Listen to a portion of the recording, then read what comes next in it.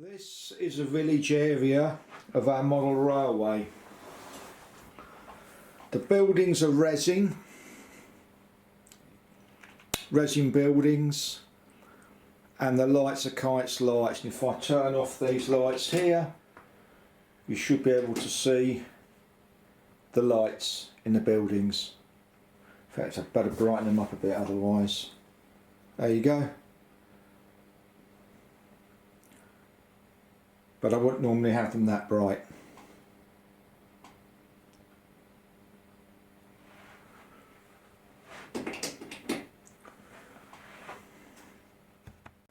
This area is the two houses, and what we've done is we've used here static grass. The cars are all Oxford Diecast. The postman I painted myself. All these people I painted myself, all their old Hornby figures. The road we made ourselves. Everything here, the grass, the flowers are all scratch built, the trees scratch built. These are resin buildings. The birds were bought and painted. I don't know if you can see the bird there. Everything here, all this scratch built here, all this scratch built. This isn't scratch built. This was just painted. And everybody does what's right for them, but it gives people ideas. Okay, here is the garage. We got that for 15 quid at a model railway show. These were great. The people are coached in the cars are coach people without legs. The scooter was a Hornby product. Cars all Oxford Diecast. These are resin. And all these people, some are old Hornby people, I've painted to alter, all different types. Telegraph poles, we haven't put wires in because to do them to scale, but it's just in our view impossible.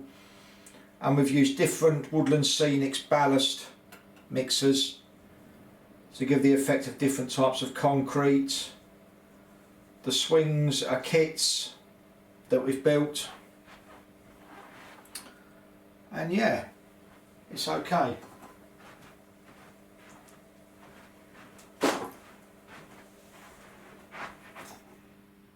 Farm area, you can see the sheep, they were bought. The shepherd with the dog, I painted that.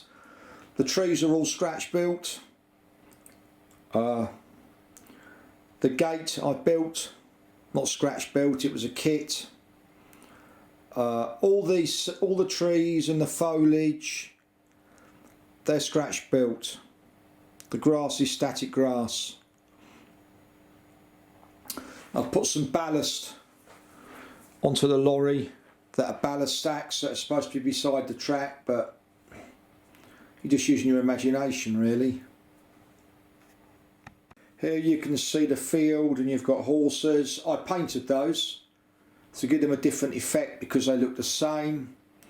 I've turned the lights up bright in the stable yard so you can see that, which I think is okay. You've got various bits from different kits. I've painted the people a slightly different colours to give it a bit of variation. Here you can see the muck heap and the stables close up. The poppy field in the background was scratch built, which I think looks okay. The church is a resin building. You can just, hopefully you can just see the light inside the church. There's a funeral to the right, which you can see.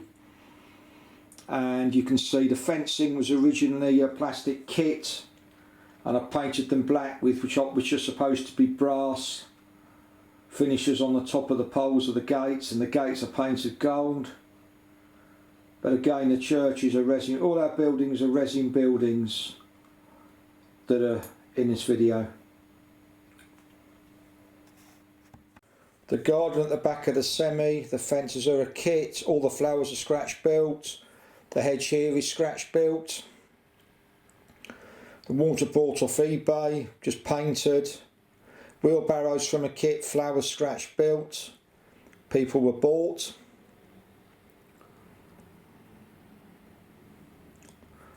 bird painted. Here's the garden of the detached house, and we've got the dog which I had to paint. The person sitting there, that was a kit. The greenhouse was a kit. All the flowers scratch built. The grass is static grass. I believe the greenhouse was bought. It was actually bought, but the flowers inside are scratch built. So here's another view looking at the main village road, and you can see the church, you can see the funeral.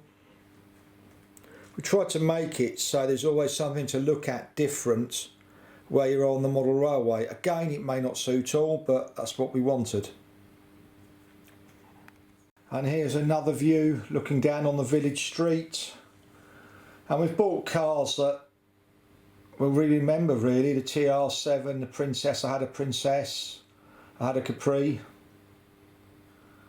and all various vehicles that we've owned or come across at some time, rather than a particular era or time. We've kind of done what we feel we want to do from our art, which is what I'm keen to say to people. It's your right, you do what you feel is right for you.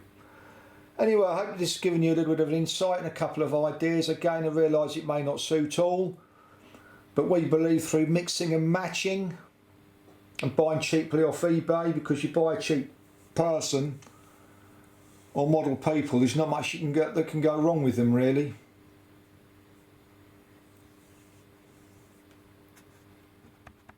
The tractor here is an Oxford Diecast model which we weathered, which we think looks quite effective in the yard, and you can see, you should be able to see, you got the mud on the road where the tractor would put the mud.